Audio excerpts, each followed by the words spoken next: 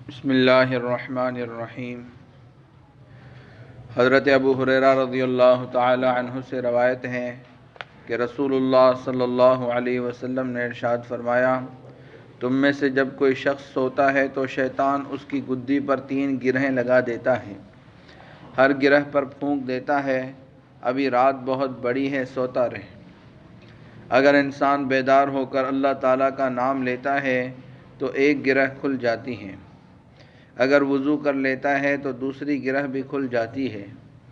پھر اگر تہجد پڑھ لیتا ہے تو تمام گرہیں کھل جاتی ہیں، چنانچہ صبح کو چست حشاش بشاش ہوتا ہے، اسے بہت بڑی خیر مل چکی ہوتی ہے، اور اگر تہجد نہیں پڑھتا تو سست رہتا ہے،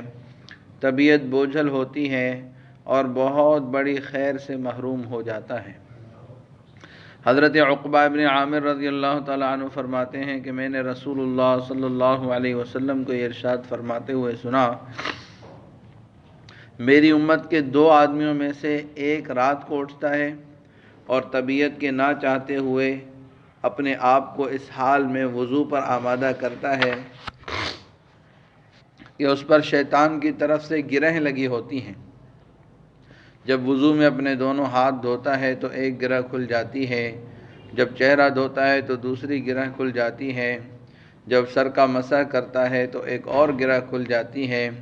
جب پاؤں دھوتا ہے تو ایک اور گرہ کھل جاتی ہے۔ پھر اللہ تعالیٰ فرشتوں سے فرماتے ہیں، جو انسانوں کی نگاہوں سے اوجھل میں ہیں، میرے اس بندے کو دیکھو کہ وہ کس طرح مشقت اٹھا رہا ہے، میرا یہ بندہ مجھ سے جو مانگے گا اسے ملے گا۔ حضرت عبادہ بن صامت رضی اللہ تعالیٰ عنہ سے روایت ہے کہ نبی اکرم صلی اللہ علیہ وسلم نے ارشاد فرمایا، جس کی رات کو آنکھ کھل جائے اور پھر وہ یہ پڑھ لے،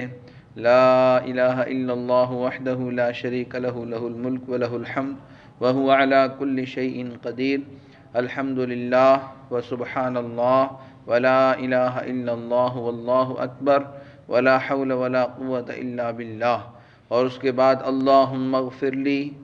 یعنی اے اللہ میری مغفرت فرما دیجئے کہے، یا کوئی اور دعا کرے تو اس کی دعا قبول کی جاتی ہے۔ پھر اگر وضو کر کے نماز پڑھنے لگ جائے تو اس کی نماز قبول کی جاتی ہے۔ اللہ تبارک و تعالیٰ سے دعا ہے کہ اللہ تعالیٰ سمجھنے اور عمل کرنے کی توفیق عطا فرمائے۔